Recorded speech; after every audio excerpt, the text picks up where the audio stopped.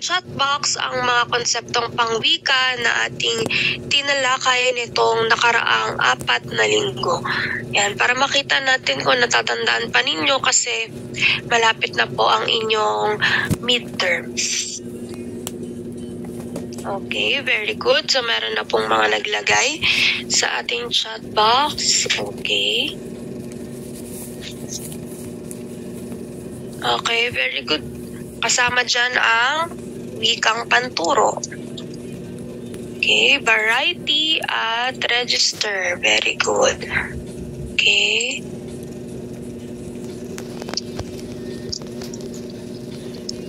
Ano pa ang iba? Okay, bilingualismo. Okay, dialekto, wikang pambansa. Okay, wikang opisyal, multilingualismo. Okay.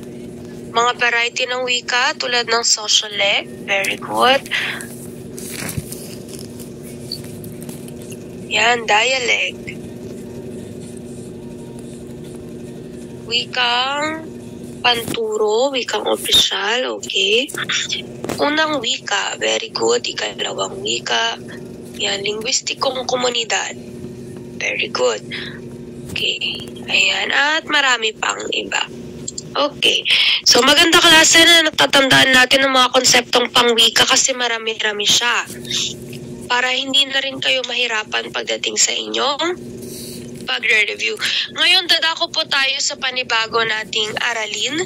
Okay, so tapos na tayo sa mga konseptong pangwika. At ito po ang tinatawag nating kasaysayan ng wikang pambansa.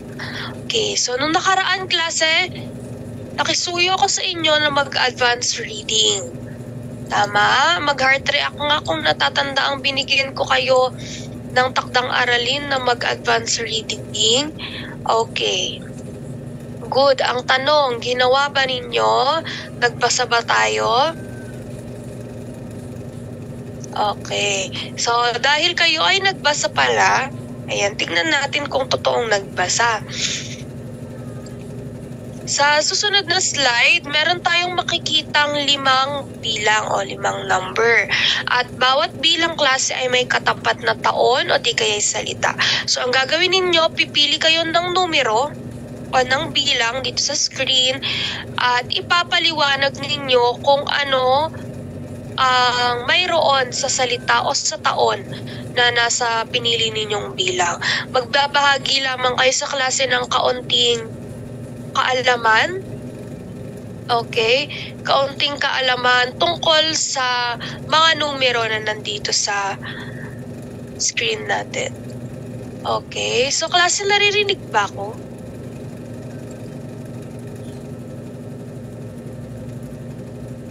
Okay, thank you po. Ayan.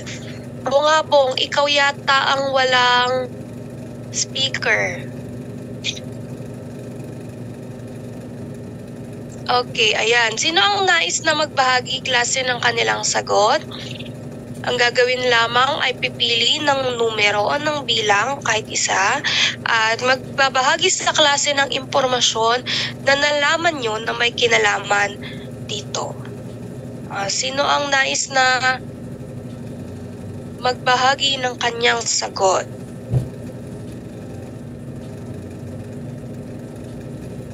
Okay, so tawagin natin si Ocampo. Ano po, ma'am? Pwede po piliin number 2 po? Apo. Okay po. Sa pagkakaalam ko po, yung alibata, parang po siyang sulat dati sa Pilipinas. Nakagaya po sa mga ibang bansa, gaya sa Japan na hiragana, kakamang, at sa May Korea po na pa yung sa Hangul. Yung po yung pagkakaalam ko po sa alibata. Okay, anong section mo, Ocampo? Judges po. Okay, salamat. Ayan, meron pa ibang nais sumagot? Okay, sige, Takata. Wait lang, i-unmute ko. Ayan.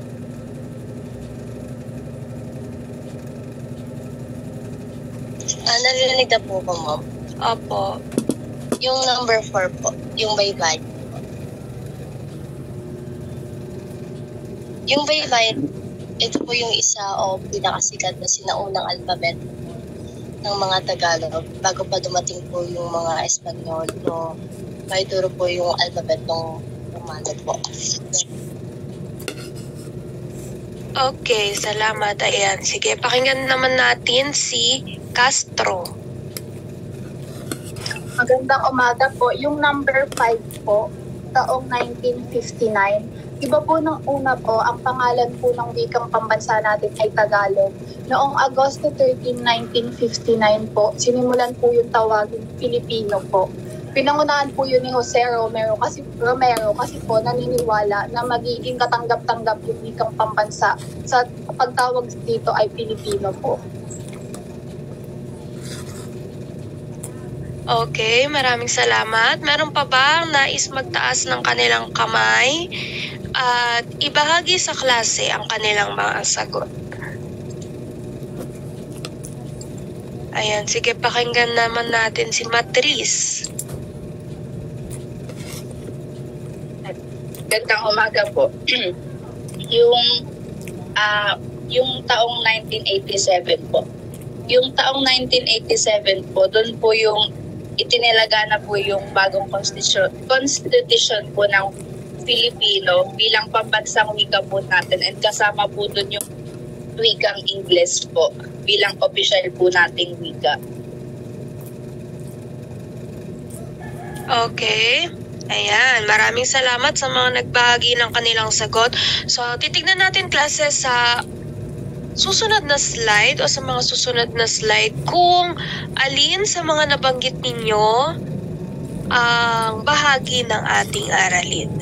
Okay? Ayan, so salamat din sa mga nagbigay ng kanilang sagot sa chat box. Yan, meron din silang kanya-kanyang pananaliksik. Yan, o kaalaman na ibinahagi. Okay. Sa ngayon, ang una nating tatalakayin ay 3 yugto muna. So, ito po ay part 1. Ang panahon ng mga katutubo, Kastila at Amerikano. Ngayon, ito po ang kalagayan ng wikang pambansa sa panahon ng mga katutubo. Okay. So, ang baybayin klase, ito po ay isang sistema ng pagsulat ng mga Tagalog. Okay?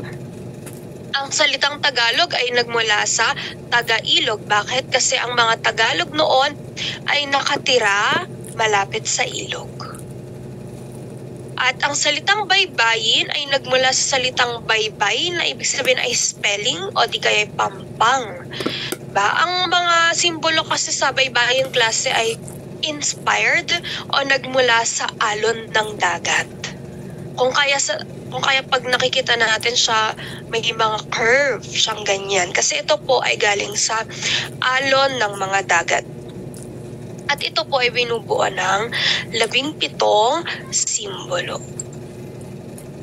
Okay, so ito po ang baybayin. Ito po ang halimbawa ng baybayin klase. Mapapansin na hiwalay ang patinig sa katinig. At mapapansin na ang mga katinig ay may kasamang patinig. Okay? Ang O at U, iisang simbolo lang siya. Maging ang I at I ay isang simbolo lang. Bakit? Kasi ito po ay tinatawag nating malayang nagpapalitang patinig. Kumbaga okay lang kahit magpalit sila. Kasi parehas pa rin naman ng bigkas ng kahulugan ang mga salita. So, pansinin natin sa pinakababa, meron dito na bilog. So, kapag ang isang simbolo ay may bilog sa ibaba, ibig sabihin ang dulo niya ay nagtatapos sa patinig na O at U. Kapag ito naman ay nasa itaas, nagtatapos sa patinig na I at I. At kapag, ayan, plus sign sa ibaba, klase, ayan, kung mapapansin nyo, wala siya sa gitna. Diba? Nasa kanang bahagi. So, ibig sabihin po, yan ay katinig lamang. Consonant lang siya. Wala siyang kasamang patinig. So, applicable po ito sa lahat ng simbolong nakikita natin dyan. Okay? So, ganun po ang sistema ng baybay. Okay. Yes, tama po yun nasa chat box. Magkatunog sila. Ayan. Sino po ang nais magbasa Pakibasa po lahat ng nandito sa screen. Okay, sige. Tawagin natin si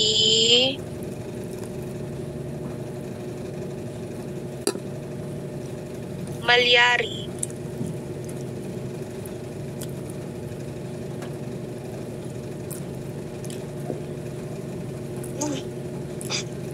Audible po ba ako, ma'am?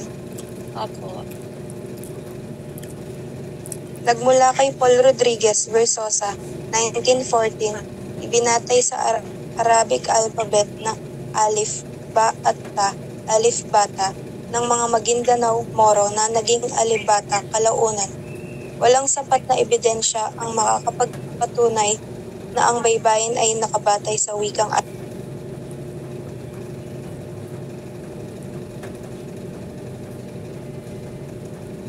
Okay, maraming salamat. So ito klase, nililinaw natin na ang tawag sa sistema ng pagsulat ng mga Tagalog ay baybayin at hindi alibata. Wala po tayong sistema ng pagsulat na alibata. So fake news yan. Ito po ay isang fake news at ngayon pa lang nililinaw ko na yan sa inyo. Diba? Ulitin natin, walang ebidensya ang makapagpapatunay na alibata ang ating alphabet. Hindi po. Ito po ay baybayin.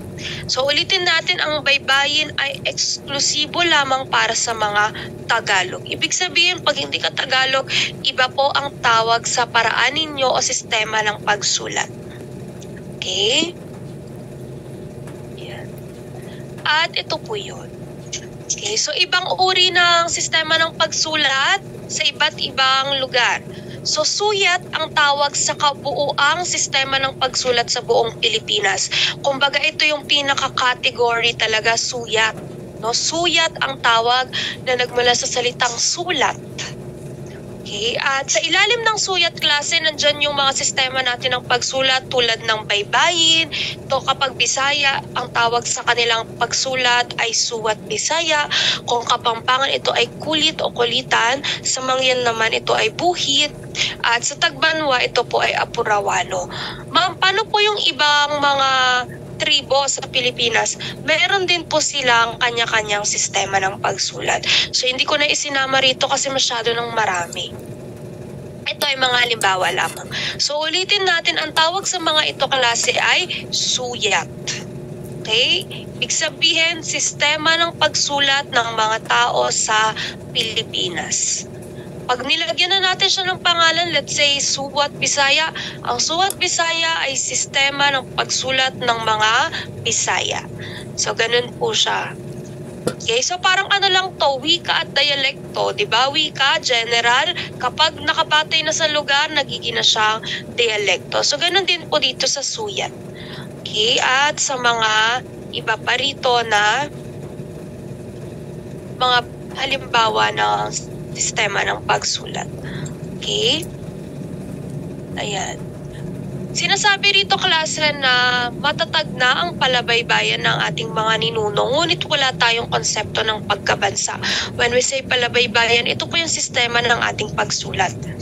Okay? So tatandaan na kung ang isang pangkat o ang isang tribo ay may sistema ng pagsulat, nangangahulugan ito na sila po ay sipilisado. Ibig sabihin, matatag po ang kanilang pamayanan o ang kanilang tribo. Bakit kasi hindi madali klase na bumuo ng isang wika? Lalo na isasamahan pa natin siya ng sistema ng pagsulat o ng alpabeto. Okay, so huwag kayong maniniwala sa mga sinasabi sa kasaysayan ng mga mananakop na ang mga katutubo natin ay walang alam. Hindi yun totoo. Lalo na kung mababasa natin ang mga libro na may kinalaman sa kasaysayan. Halimbawa kung ang author ay si Horacio de la Costa, mga ganyang author ng kasaysayan. So mapapansin natin, mababasa natin, pre-colonial period, napakaganda po ng sistema ng pamumuhay ng ating mga katutubo. Na kung nakatira ka o nabubuhay tayo sa ngayon, mas gugustuhin nating mabuhay sa panahon nila kasi ang unlad. Totoo. Napakaunlad at ginto everywhere, promise. Lahat ng suot nila, kahit alipin ka, mayroon kang ginto. Ganun po kayaman ang ating bansa noon, nung hindi pa dumating ang mga mananako.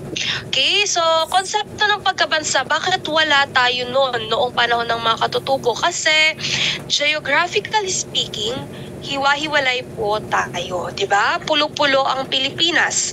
So yun pa lamang klase ay isang barrier na matatawag. Kasi kailangan mo pang bumiyahe mula sa isang lugar patungo sa ibang lugar. At bukod dyan, wika. Mayroon tayong iba't ibang wika, napakaraming wika sa Pilipinas at nagiging hadlang yon para tayo magkaunawaan, magkaroon ng isang mithiin. So sa panahon ng mga katutubo, wala pa tayong konsepto ng pagkabansa, meaning wala pa tayong unity. Yun. Wala pang iisang mithiin o iisang layunin. Wala pang pagkakaisa ang mga ninuno natin sa panahon na yan. Kanya-kanya pa sila niyan. Okay, so sa panahon naman ng mga Kastila klase, ito po ang meron sa ating wikang pambansa.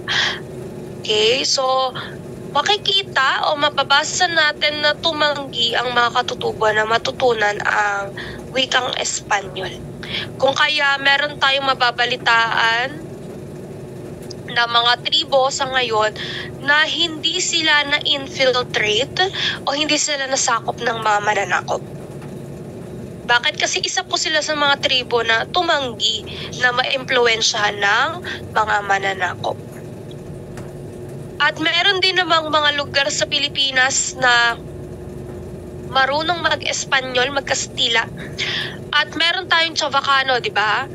O, ibig sabihin, yung mga Chavacano, sila po ay isa sa mga willing na matuto ng wikang Kastila at magpasakop sa mga Kastila noon. Ibig sabihin, isa sila sa mga nauto, ganyan.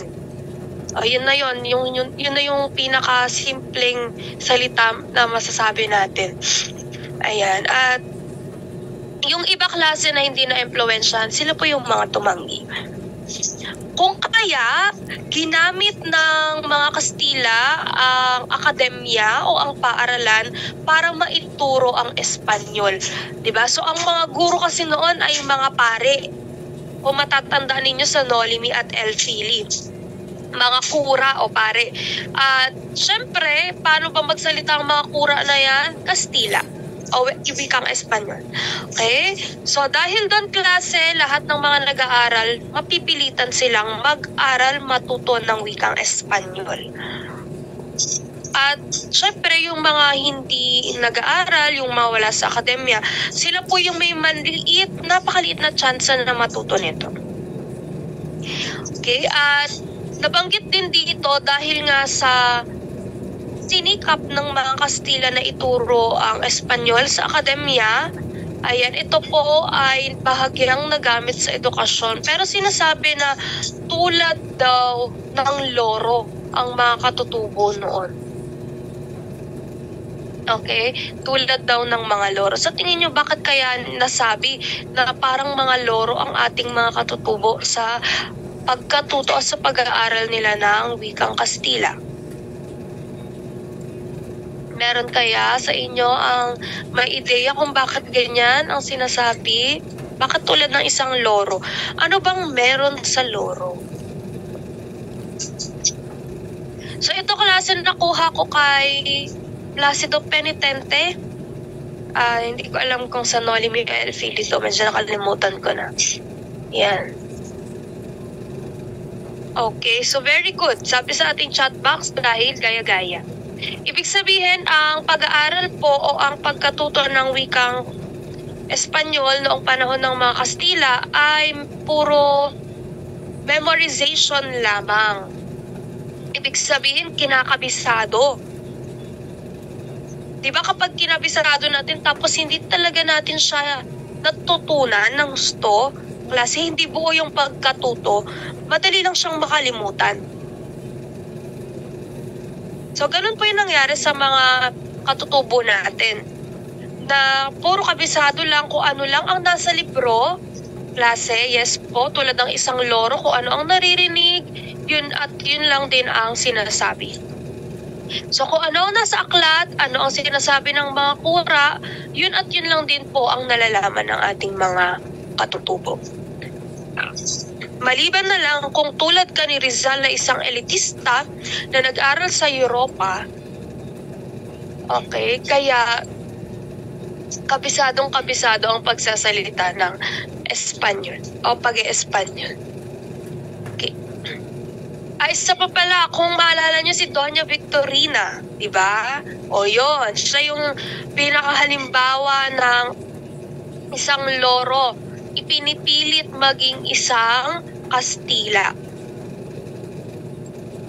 Okay, so sa ilalim ng pamumuno ng mga Kastila, klase naganap ang himagsikan. Ayan. So para sa mga Kastila o sa mga mananakop, ang mga Pilipino raw o ang ating mga katutubo ay barbariko, hindi sibilisado o pagano. O pag sinabing pagano, ito po ay yung mga sumasamba sa mga Diyos-Diyosan. Kumbaga, kahit anong makita sinasamba, sumasamba sa puno, sa araw, sa bato, sa hayop, at kung ano-ano pa. Yun po yung pagano. At pag sinabing barbariko o hindi sibilisado, sabihin walang pinag-aralan, walang breeding, walang manners. Yan po ang tingin ng mga mananakop o ng mga Kastila sa mga Pilipino. Pero, yan po ay hindi totoo. Okay? Hindi po yan totoo, huwag tayo maniniwala dyan. Bakit? Kasi iba ang kultura ng mga taga-Europa, iba po ang kultura ng mga Asyano. Okay, so magkaiba tayo kung paano tayo namuhay. Kung kaya sa tingin nila ganun hindi tama, bakit? Kasi hindi natin sila kaparehas ng pamumuhay. Okay? So huwag tayo maniniwala sa mga ganyan dahil hindi po yan totoo, napakaganda ng sistema ng pamumuhay ng ating mga ninuno. At sibilisado sila. When we say sibilisado, established na ang kanilang pangkat. Bakit may sistema nga ng pagsulat diba? Meron din silang sistema ng pangangalakal. Meron silang dati, timbangan. Kung paano nila tinitimbang ang mga binibenta nilang bagay sa pakikipag-barter. So maganda po ang ating sistema dati. Okay, at dahil sa himagsikan, naggamit po ang Tagalog para sa mga panitikan. So yung mga ibinibigay na flyer, mga papel sa ating mga katutubo para himukin sila na sumama o sumali sa himagsikan, Tagalog po ang wikang ginagamit. So malakas ang wikang Tagalog sa panahon ng himagsikan kasi ito ang ginagamit para i-encourage ang mga kapwa natin Pilipino na lumaban tayo laban sa mananakop. At kung matatandaan ninyo sa mga pelikula tulad yung kay General Luna, 'di ba? Kung matatandaan niyo klase, si General Luna, siya ay nagpunta from city to city para lang kumbinsihin ang mga Pilipino na maghimagsik. Okay, so kung napanood niyo 'yun. Ganoon din ang ginawa ni Goyo, si Gregorio del Pilar. Diba? Nagpunta sa Pampanga, nagpunta sa Cavite, sa Bulacan. At syempre, wikang Tagalog po ang kanilang gamit. At sa panahon ng himagsikan klase, ayan na, umusbong na, nagkaroon na tayo ng konsepto ng pagkabansa. Diwa ng nasyonalismo, nagkaroon na ng pagkakaisa. Okay, bakit? Kasi pagkakaisang patalsikin o paalisin sa bansa ang mananakop. So dahil dyan, nagkaisa ang mga katutubo na kailangan mapaalis natin sila. So yan na po yung tinatawag nating konsepto ng pagkabansa at diwa ng nasyonalismo. Okay, sa panahon naman ng mga Amerikano, ayan, kung ang mga Espanyol kung ang mga Kastila hindi nila pinilit na matutunan ng mga katutubo, klase ang wikang Espanyol, ang mga Amerikano ay kabaliktaran. So sa pilitan nilang ipinagamit ang Ingles sa mga katutubo. Ibig sabihin walang choice. Bukod dyan, ginamit din ang Ingles bilang wikang panturo at ang mga unang guro natin nung panahon ng mga Amerikano ay Thomasites. Okay? Sa Ligang Batas ng 1935, nakasaad na kailangan magkaroon tayo ng wikang pambansa na nakabatay sa mga wikang umiiral sa Pilipinas. So wala pa tayong wikang pambansa na ito ha, panahon ng mga Amerikano, wala pa. Mga katutubo, wala pa rin. Lingua franca lang meron, pero wikang pambansa, wala. Okay? At dahil dyan, klase, naitatag ang surian ng wikang pambansa o mas kilala ngayon bilang Komisyon sa Wikang Filipino. So ulitin natin, dahil sa Saligang Batas ng 1935, kaya nabuo ang surian ng wikang pambansa. Okay? So, ibig sabihin, sa panahon na ito, wala pa tayong wikang pambansa. At narito, klase, ang mga miyembro ng surian ng wikang pambansa. Kung mapapansin, galing sila sa iba't ibang wika. Iba't ibang lugar. Okay? So, ma'am, bakit kakaunti lang yan? Di ba ang dami nating wika? So, ito po yung tinatawag nating major languages sa Pilipinas. Pag sinabing major language, ang nagsasalita ay 1 milyon at higit pa.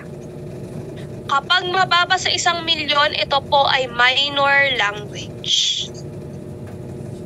Ulitin natin, major language, 1 milyon at higit pa. Minor language, mababa sa 1 milyon. Ang nagsasalita o gumagamit nito. Ay, wait lang, balikan natin. Kung mapapansin, ang Pangulo dyan ay isang Waray at ang kalihim ay isang Tagalog, si Cecilio Lopez o kilala natin bilang Lope K. Santos o Lope K. Santos.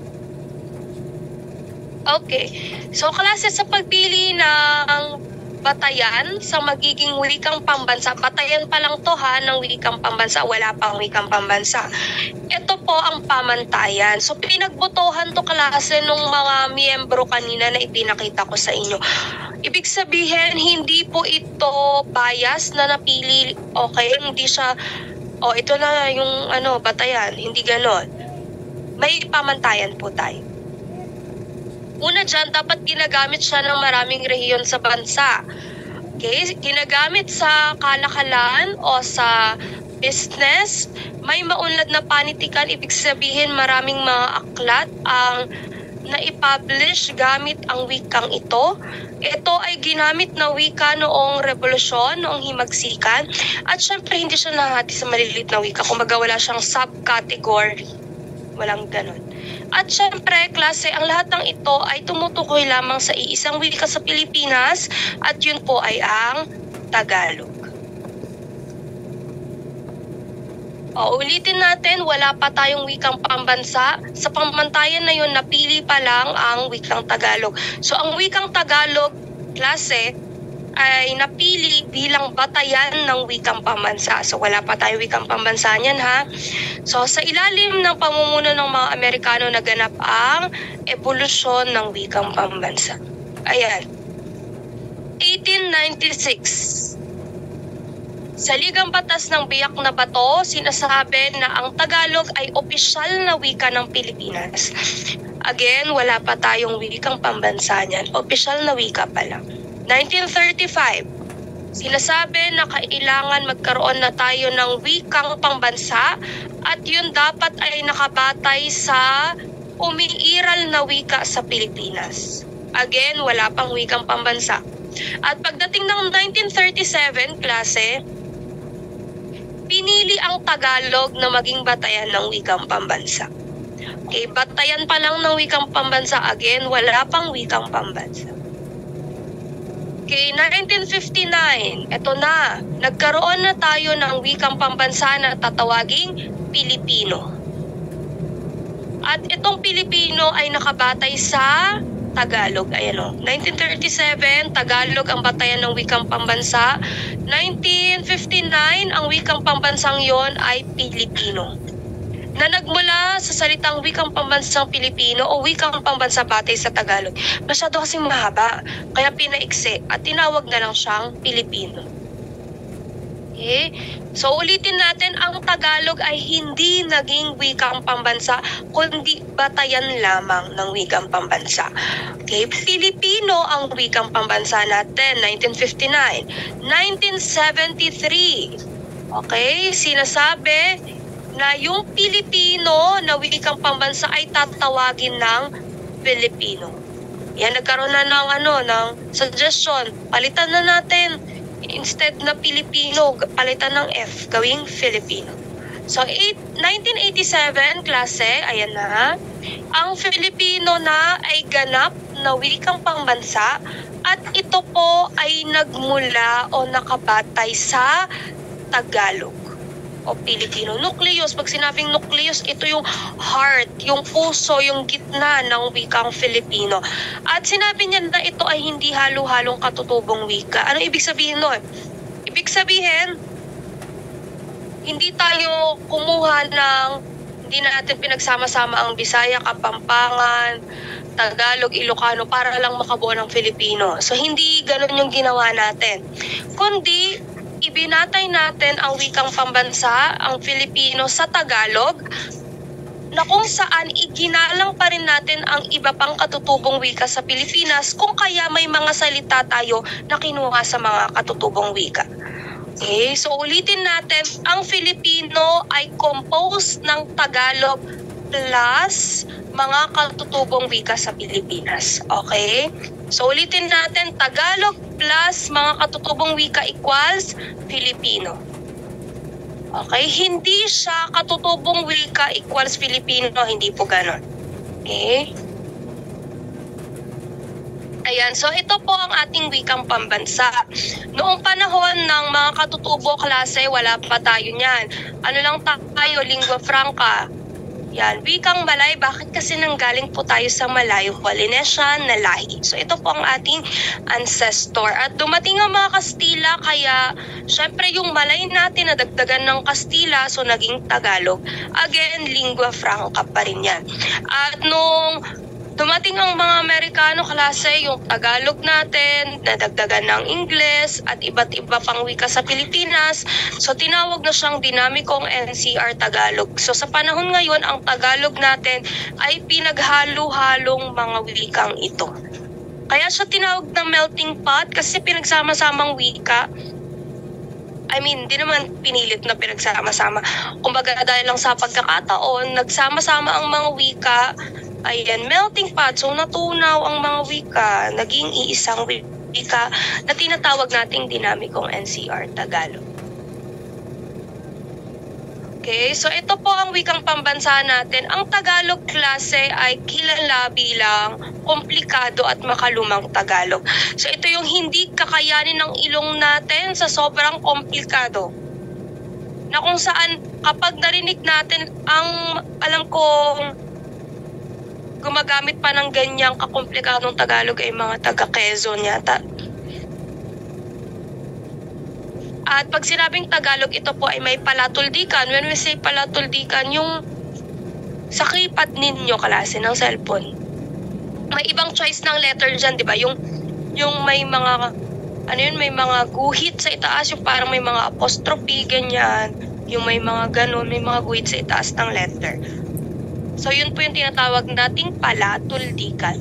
Alam nyo, maganda ang palatuldikan kasi tuturuan tayo niyan kung paano basahin ang isang salita. Yun nga lang madugo. Masakit talaga sa ulo sobra. Ang Pilipino, ito naman ay maka-Espanyol. Yung wikang pambansa nating Pilipino dati. Bakit kasi dumating na ang mga Kastila niyan sa Pilipinas eh. At makabagong Tagalog na siya. Bakit? Kasi nagdagan na siya ng Espanyol.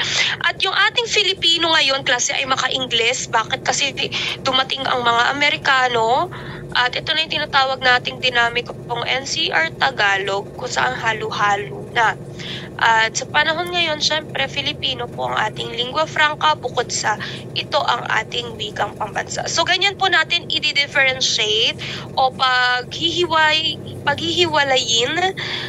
Yan. Paano natin malalaman ang pinagkaiba ng tatlong ito? Ayan po yun, yung mga pinagkaiba nila. Kumbaga, unique feature, special feature ng mga wikang ito. Okay, so talakay natin ang evolusyon ng alpabetong Filipino. Alphabet na tayo, tapos na tayo sa kasaysayan. Ayan, nauna yung baybayin, tapos naging Filipino, Filipino, at pinagyamang Filipino. So pansinin klase, naka-4 na version tayo ng alpabeto. So si Lope K. Santos, ang ama ng balarilang Tagalog, ay bumuo ng sarili niyang alpabeto. Ito yung alam nating abakada. Siya ang gumawa niyan. Kasi diba siya nga ay Tagalog. At bias sa Tagalog to si Lope K. Santos, puristang Tagalog yan. Favor na favor, pabor na pabor sa Tagalog. So 1971, ayan, nagkaroon tayo ng alpabetong Filipino klase at yung final natin naganap dyan o nabago rin dyan yung ating final na Filipino mula sa 31 naging 28 na lamang. Okay, so nakita nyo na yung baybayin kanina. Ito yung alpabetong Pilipino. Ito yung abakada na ginawa, binuo ni Lope K. Santos.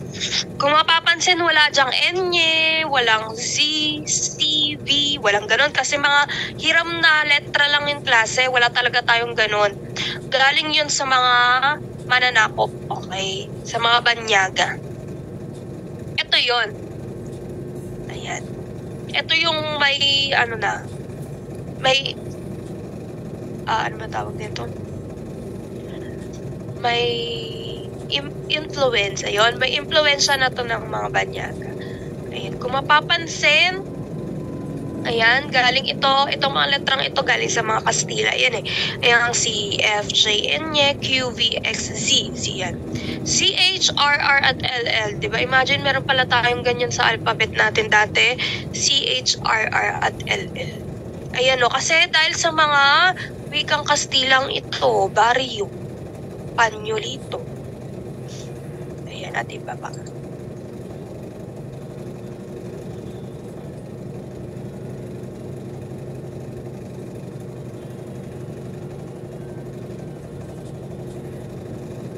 Okay, so ayan naman yung alpabetong Filipino natin. Ito na yung latest. Ito na yung ginagamit natin ngayon. Kung mapapansin, andyan pa rin yung N-Y, N-G, ganyan. At iba pa.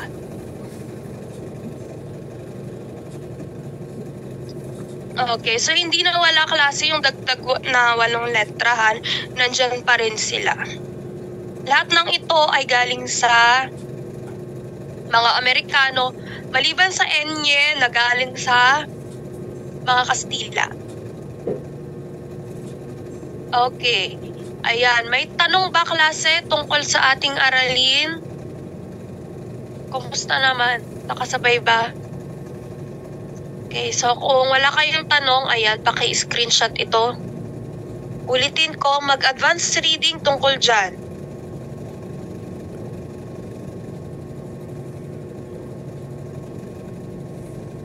Ito po yung susunod na bahagi o part 2 ng ating aralin. Ayan. Okay, so kung wala na klase, ibabahagi ko sa inyo ang P-task ninyo sa susunod na linggo.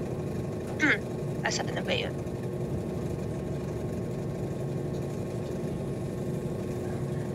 Okay, ayan. So, ang inyong unang gawaing pagganap o ang inyong performance task sa COM at PANAN ay panonood. Panonood ng video na ito, pinost ko na yan sa FB group. Pagkatapos, sagutan ang mga tanong na ito. Okay. Ito po ay pangkatan. Ipopost ang sagot sa FB group natin na nakalagay sa Canva. Dapat naka-JPEG siya or PNG ha.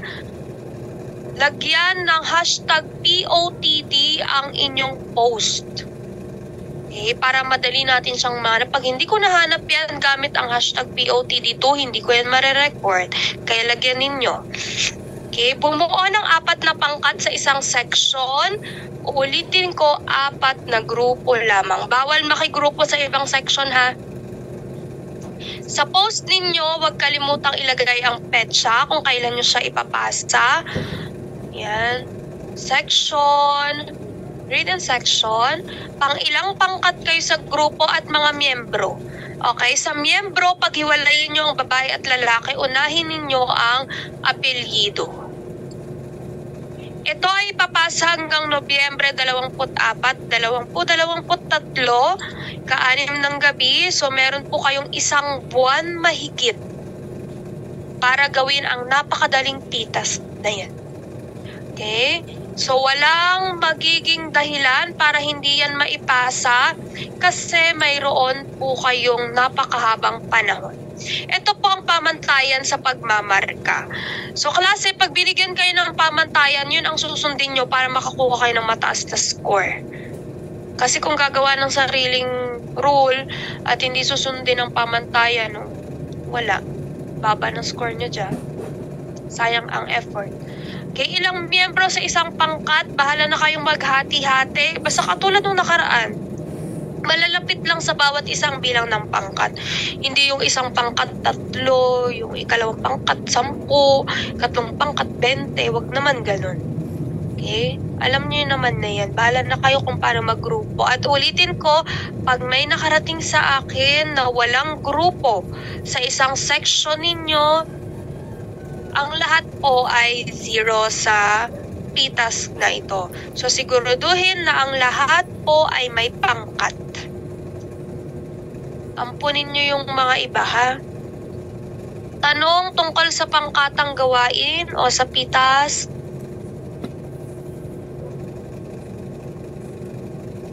Kung paano nyo yan sasagutin, bahala na kayo. Ang mahalaga, kasi ang inyo pong gawain, ang inyo pong output, make sure na ito po ay worth 100 points. Kaya yan pangkatan para maibigay nyo ang the best nyo. Okay? Kasi pag individual yan, kawawa kayo niyan. Sabay-sabay ang pitas nyo. Okay? So kaya ginawa nating pangkatan. Mas madali, mas marami. Diba? Mga tanong tungkol sa gawaing ito.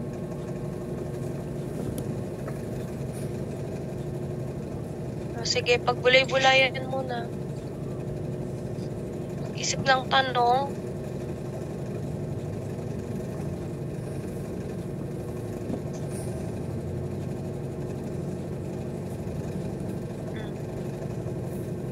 Okay na? Wala nang tanong? Okay, anong sinabi ko tungkol sa PowerPoint, klase? Diba hindi tayo nagsisend doon? Bakit? Para kayo po ay mag-take down notes. Kahit na alam kong ini-screenshot nyo pa rin. Okay, so ulitin ko, ina-encourage ko kayong mag-take down notes, lalo na malapit na po ang exam. Mas madali nyo po yung matatandaan kapag isinulat ninyo. Okay, iba pang tanong, meron pa? Tungkol sa ating pitas, yes. Jasmine. Ang narinig po. Opo. Yung sa grouping po, ma'am, paano po yung grouping po namin? Kami ko ba mamimili or yung kung baga may mag-grouping na lang po namin sa isang class? Bahala po kayo. Kayo ang magdesisyon yan. Total malalaki na kayo. Kaya nyo na yan. Ang mahalaga sa akin, makapagpasa kayo.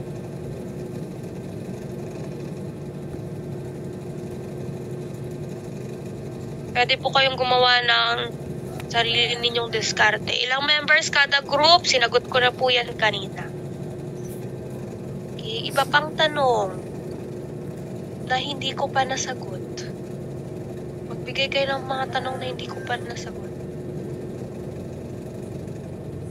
Hahatiin po, ayan o, nakalagay po sa screen ng klase ha, bumuo ng 4 na pangkat sa isang section.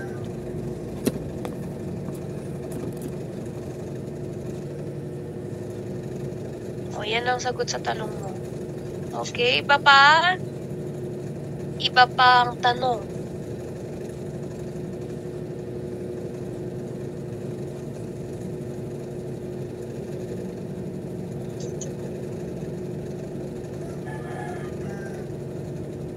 Meron pa? Wala na?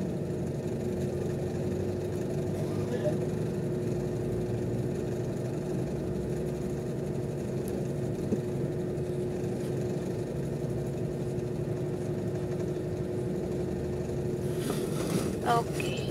Sige, kung wala na, isend ko po ang attendance link sa ating chat box. Okay. Ayan po, klase, pakisagutan ang attendance link sa ating chat box.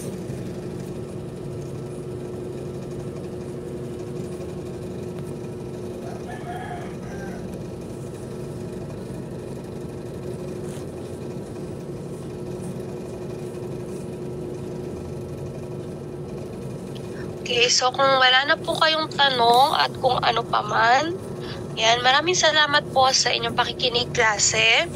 At hanggat maaari, simulan na po ninyo ang pitas para hindi po magsabay-sabay at hindi po kayong mangarag sa paggawa. Okay, so salamat po at paalam sa inyong lahat.